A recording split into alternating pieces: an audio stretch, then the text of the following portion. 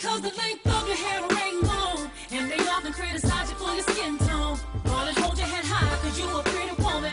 Get your runway stride home and keep it going. Girl, live your life. I just want to be myself. Yeah, don't stop, don't be yourself. Follow me, follow me, follow me. Girl, be yourself. That's why I be myself. And I love it.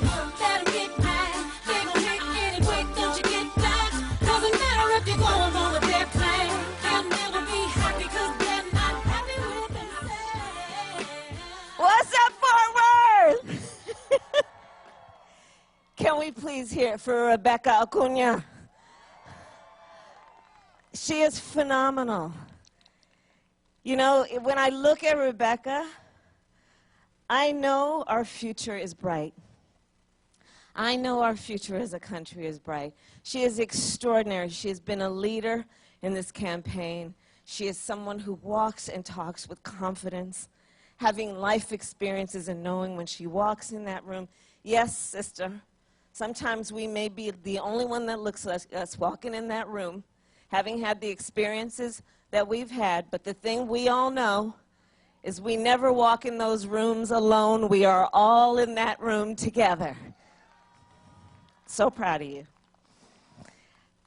How's everybody doing? It's so good to see you, Texas.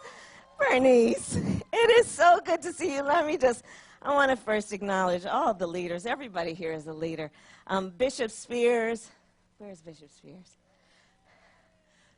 There. Hello, Bishop. Thank you for welcoming us in such a warm way.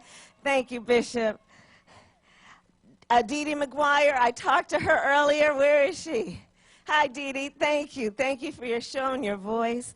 Fred Heyman and Marvin Sapp, where are they? Oh, my God, I felt like I was a good revival. There we are. Thank you both for just the gift that you have and that you keep sharing and giving. Thank you. Eddie Bernice Johnson, the great Congresswoman. And Mark Vesey, we are on his home turf. Thank you for letting me be here. And Colin Allred, where is he? And Colin Allred. And we are all colleagues in the United States Congress. We are also members of the Congressional Black Caucus. And I will tell you, Texas, you are so well represented in the United States Congress with these three. And they're always in these rooms. And, you know, I see them in the rooms where the cameras are and where the cameras are not. And they are always fighting for the people of Texas. They are leaders for Texas, and they are national leaders. And they represent the voice of all people so well. So thank you all. Thank you, thank you. So listen. Today is the last day of early voting in Texas, and you all have been doing your thing. What did I hear? Was it 9 million people have voted so far? Early voting in Texas, 9 million? Now, we know this is no time to let up on the pedal, though, right?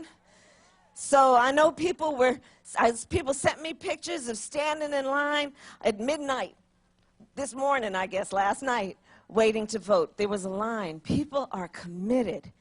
And so today is the last day of early voting in Texas. We want to make sure we see it through. And then let's make sure on Election Day, everybody we know has made sure that their voice, their powerful voice, is represented in this election through their vote. Because there is so much at stake and so many reasons to vote. You know, just think about it. Right now in our country, we are in the middle of at least 4 obvious crises, right? There's the crisis that is a public health crisis that has caused over 215, I think now over 220,000 people to die in just the last several months. And the tragedy of it is so many, because of the nature of this pandemic, spent their last hours on earth without even the benefit of holding the hand and touching someone they love. Maybe communicating through a video, but without the warmth of the family around them. 8.5 million, almost 9 million people have contracted this virus with untold long-term consequences. You know, doctors are talking about things like lung scarring. It will, by the way, at this point, most likely qualify as a pre-existing condition, which means on top of the numbers that we know, the disproportionate numbers in terms of African Americans and Latinos for high blood pressure and diabetes, we're now looking at this. Let's look at the racial disparities on this virus. African Americans and Latinos are 3 times as likely to contract the disease and twice as likely to die from it. The tragedy of the loss of human life. You know, I've been referring to this as one of the greatest mass casualty events that we've experienced since World War II. The tragedy of it. And here's why I bring it up, guys. It didn't have to be this bad.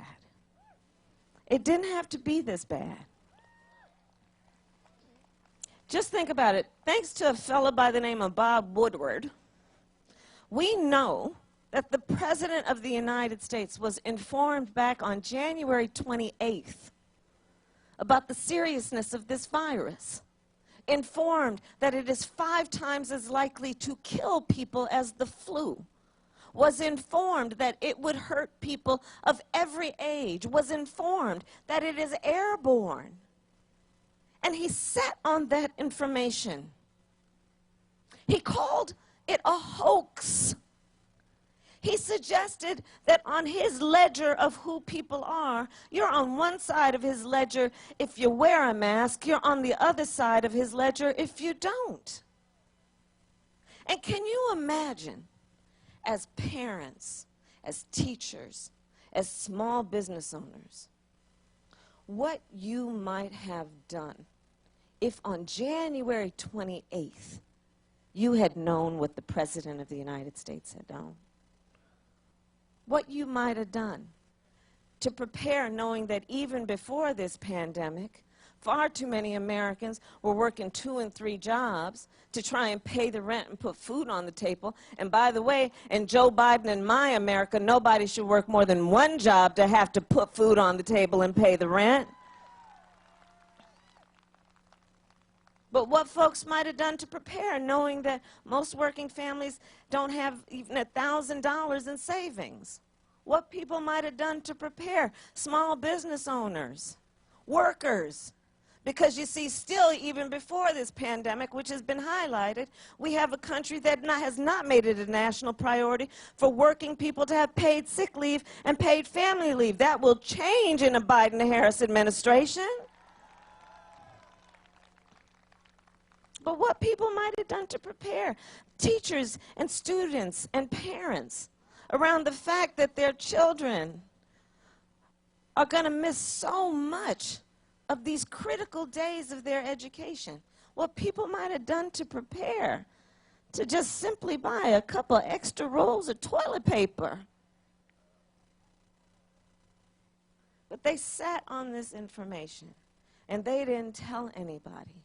And now we are looking at a situation where in the midst of a public health pandemic, you also have a situation where we have a president who, while we are seeing spikes around our country, talking about we've turned the corner, continuing to mislead the American people.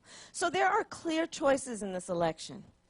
Because on the one hand, you have Joe Biden, who together with President Barack Obama created Obamacare, which brought health care to over 20 million people and protected people with pre-existing conditions and understood that health care and access to health care should be a right and not just a privilege of those who can afford it. Joe Biden, who says we will expand on the Affordable Care Act, Obamacare, we will extend protections, we will bring down the cost of prescription drugs, we will bring down the cost of premiums, we will lower Medicare eligibility to age 60, we will expand health care, understanding the body doesn't just start from the neck down, it includes the neck up, and we need to expand mental health care. Clear choices. Because you see, on the other hand, you have Donald Trump, who together with his boy, Bill Barr, are in the United States Supreme Court right now trying to sue to get rid of the Affordable Care Act, which again brought health care to so many people. Here in Texas, we're looking at 10 million Texans who have pre-existing conditions. If they are successful with that lawsuit, all of the folks who have over 20 million people are likely to lose their protections. And we now have almost 9 million people who have new pre-existing conditions called COVID. There are clear choices in this election. Because of this pandemic, the worsening of the wealth gap in America has been such that over 30 million people in just the last several months had to file for unemployment insurance. We are seeing numbers that tell us 1 in 5 mothers who has a child under the age of 12 is describing her children as being hungry. Here in Texas, we're looking at the numbers that tell us that 1 in 8 households is describing their household as having been hungry. We're in the middle of a hunger crisis in America. They're not covering it enough. We're in the middle of a hunger crisis. Here in Texas, 1 in 6 households has described not being able to pay their rent or being concerned that they cannot pay their rent next month. Here in Texas, 1 in 4 small businesses has gone out of business. And let's be clear, across America, almost 50% of the workforce either owns a small business or runs a small business. We are looking at an economic devastation that is being compared to the Great Depression. And on the one hand, you have Joe Biden, who says, you want to ask me about the economy and how it's doing, then you need to tell me how working people are doing. How are families doing in America? Which is why Joe Biden is committed to not raising taxes ever on anyone making less than $400,000 a year, lowering middle-class taxes, also making sure that no working family pays more than 7% of your income in child care, making sure there's a $15,000 tax credit for first-time home buyers, understanding that is the way that we have intergenerational wealth in America, is to allow people to own a home. That's how Joe Biden thinks of the economy. On the other hand, you have Donald Trump, who when asked, how's the economy doing, he will ask, well, how's the stock market doing? He asks, how are rich people doing? As one of his first orders of business, he passed a tax code benefiting the top 1% and the biggest corporations in America. Well, let me tell you, Joe Biden and I, if we win, are about to get rid of that and invest that money in working people in America. Invest that money in building back up our infrastructure, our roads and our bridges and renewable energy, creating millions of jobs. Investing that money in making sure that our students coming from families that make less than $125,000 go to public universities tuition free, including HBCUs, including private HBCUs. Ensuring that our students, when they graduate, if they take on a life of service and public service and a job that pays less than $125,000, that their debt will be erased. That's how we'll invest that money, in the American people. Crises. We are facing a long overdue reckoning on the issue of racial injustice in America. And there are clear choices. On the one hand, you have Joe Biden, who is a student of American history and has the courage to speak the phrase, Black Lives Matter.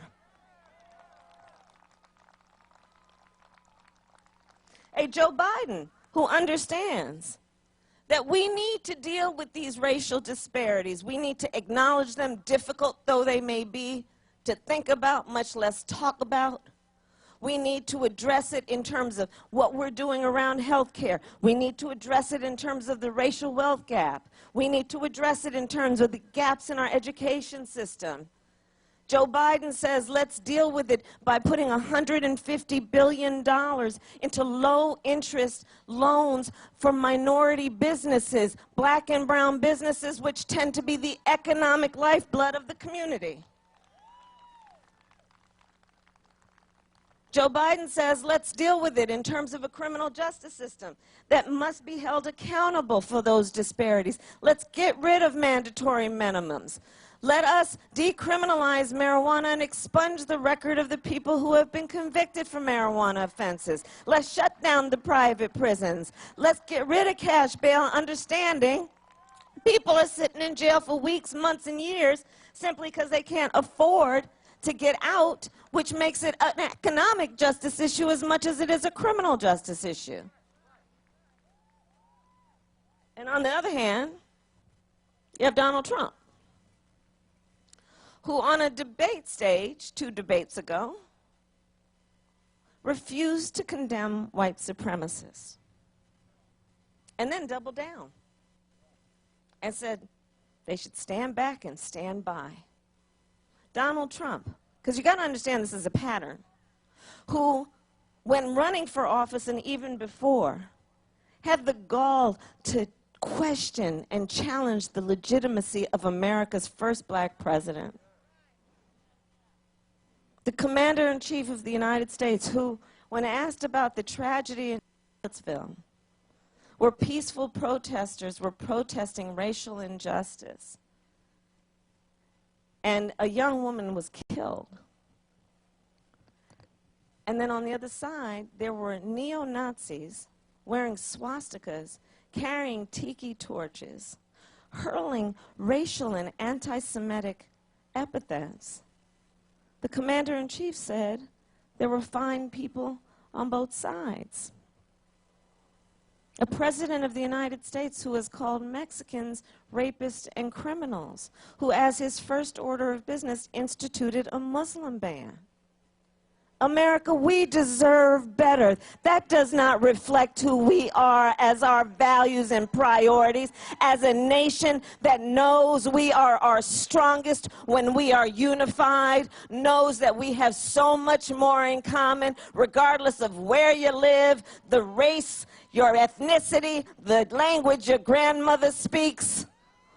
We know we have so much more in common, and we have a choice in this election to elect a Joe Biden who says we are, as a first order of priority, going to unify our country and bring us back together as a nation who values the importance of giving each other respect and dignity. Clear choices in this election. Not to mention the other crisis we are facing, which is a climate crisis. Texas, you know that well. You look at what's going on around our country. Up and down the West Coast, you know, I'm from California, up and down the West Coast, California up to Washington, over to Colorado, wildfires that are burning out whole communities. I've met families that are being evacuated or have been evacuated never to return to their home. Firefighters who were fighting fires while their own homes were burning. My brother-in-law is a firefighter. Tragedies. You look at the Gulf Coast states, our neighbors to Texas, being battered by these storms. There have been now 5 named storms just this year. And you know they name a storm because it's really bad. So Zeta being the last one, the most recent. In the Midwest, you're seeing floods that have caused farmers to lose a whole season of crops. Joe Biden says we need to deal with this with a sense of urgency. We must embrace the science on this. We cannot play politics on this. And we see that in this moment of opportunity to have timelines, understanding we must deal with this with a sense of urgency. that we also have the opportunity to grow our economy and create jobs. Joe sees the opportunity in the moment to invest in renewable energies, to invest in the apprenticeship programs with the folks like the building trades, knowing that we have a moment of opportunity to invest in America's auto industry and be the best in the world in production of electric vehicles. All of these are opportunities to meet a moment of crisis if you are a real leader.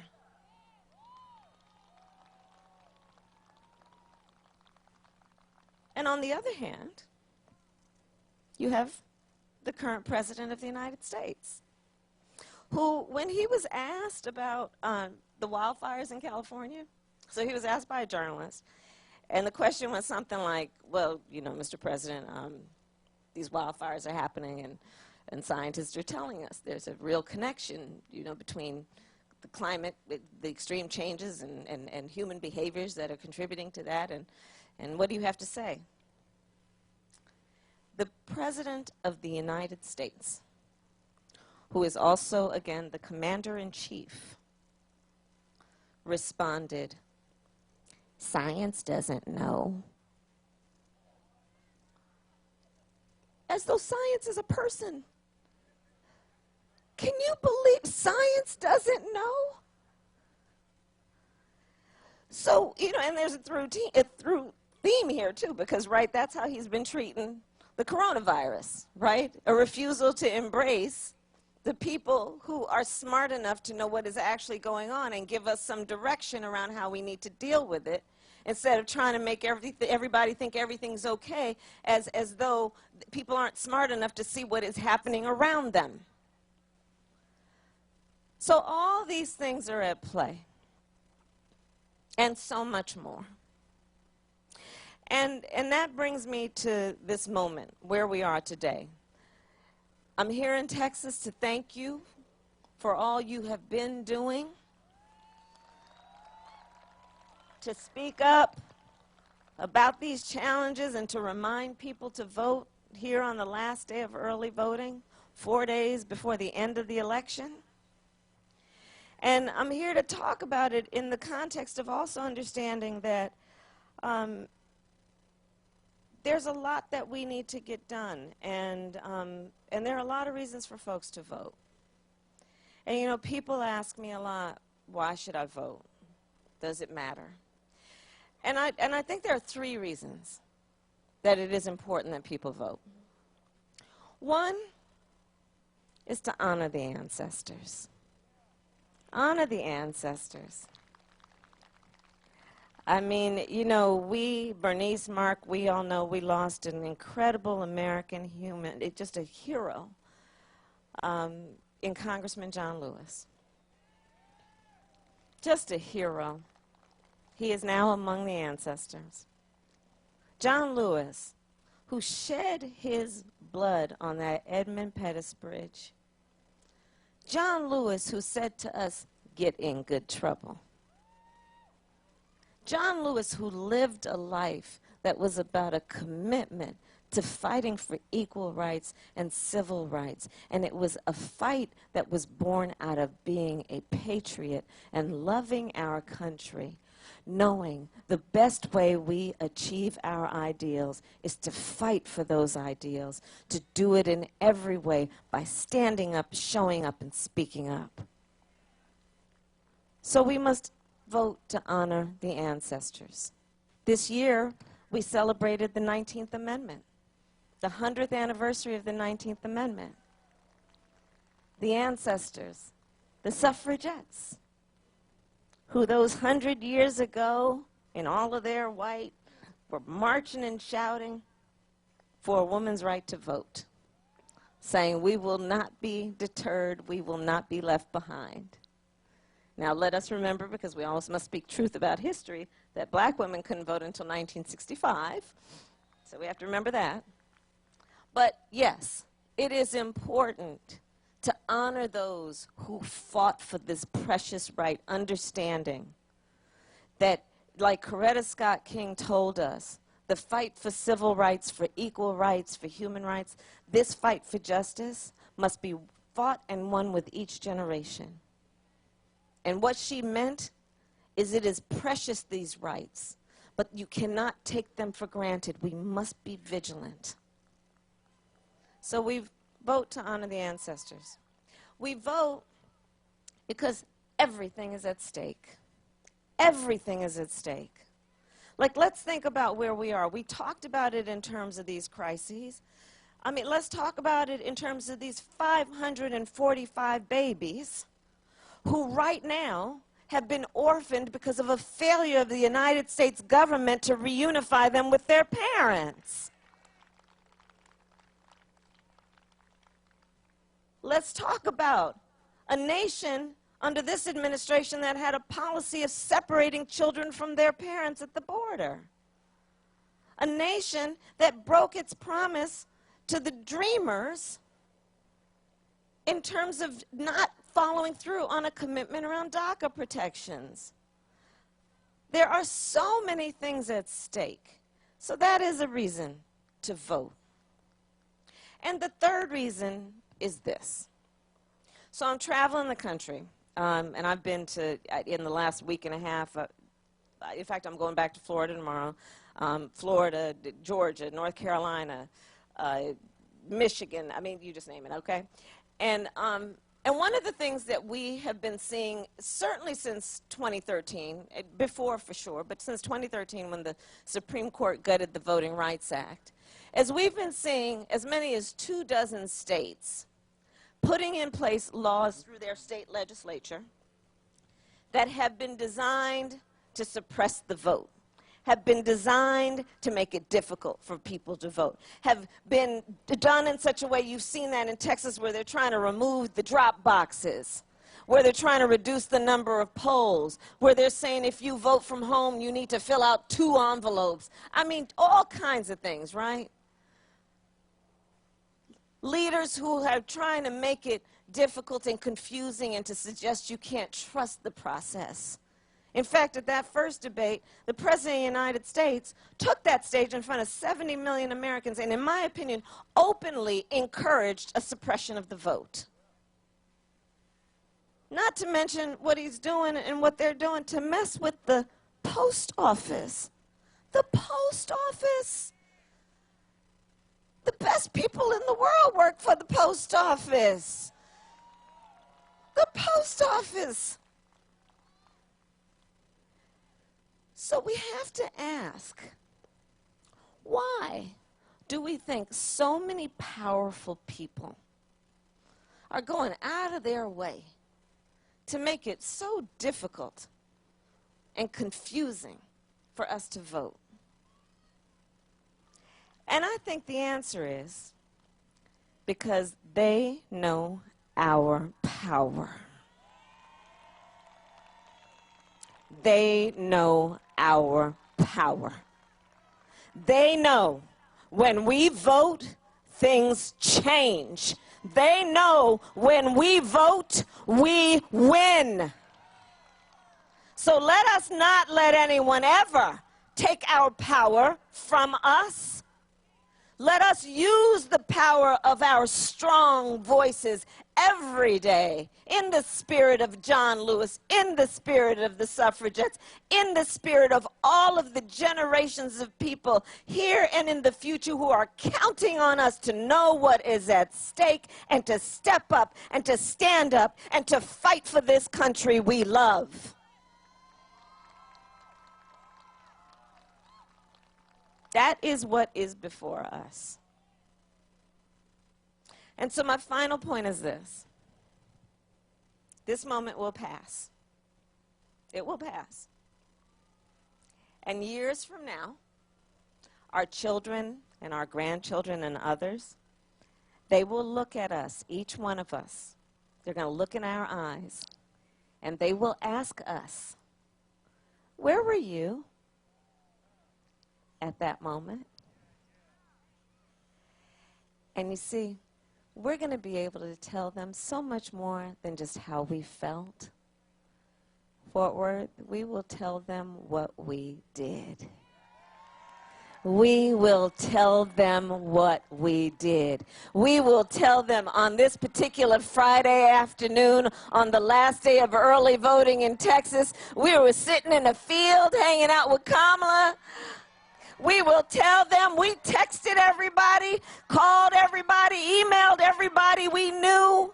That yes, we knew we were kind of getting on their nerves, but we also knew they'd get over it. That we reminded people of the path that we are on, that the shoulders upon which we stand, that we reminded people about what is at stake, and that we reminded people about their power. And in this moment where we are dealing with crises, we reminded our friends and our neighbors and our family that you are not alone. Don't let anyone make you feel small. That you are big, you are strong, you have power, and at election time that power will be through your vote, and you will tell them when they ask that you elected Joe Biden the President of the United States. Thank you, Fort Worth, and God bless Texas.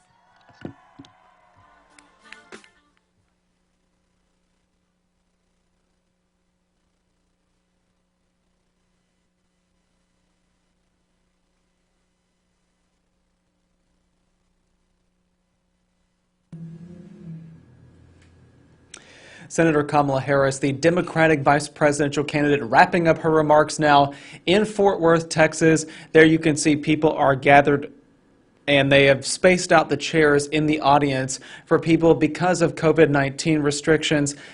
There, Senator Harris is waving to the supporters who are gathered there. This event is being held at a church outside Fort Worth. People coming to get pictures and wave and talk to the candidate there. Before she leaves, she's going to have 2 other stops in Texas today. The only candidate to come to Texas with just days before the election.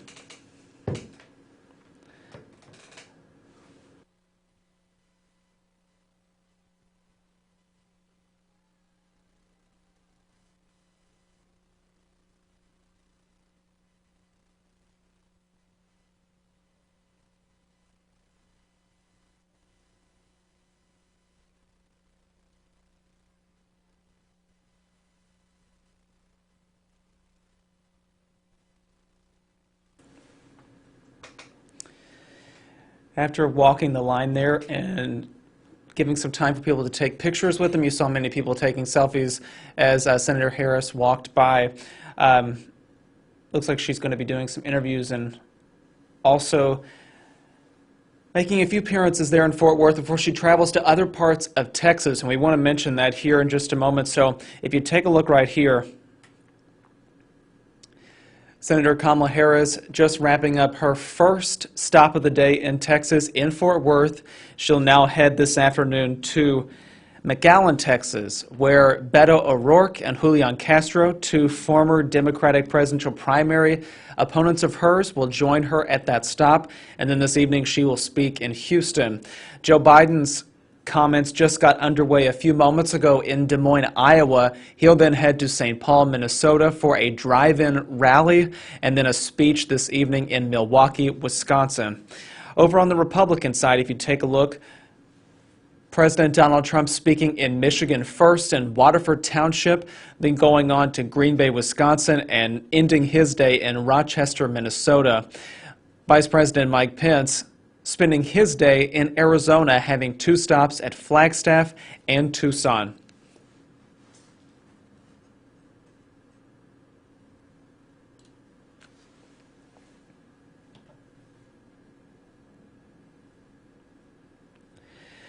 As the event in Fort Worth wraps up there for Senator Kamala Harris, we want to talk about some record voting numbers here in Texas. She mentioned this just a few moments ago.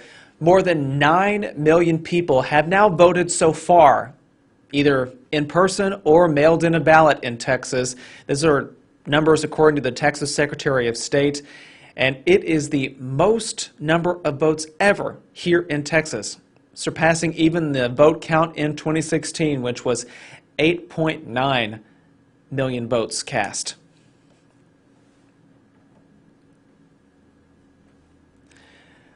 I want to thank you all for joining our stream of Senator Kamala Harris's first campaign stop here in Texas today. I'll tell you that we're going to be also streaming her stop in McAllen. That comes at about 4:25 this afternoon, and then her comments in Houston will be at about 7:35, so you can stay with us for those events, and we will carry her remarks then.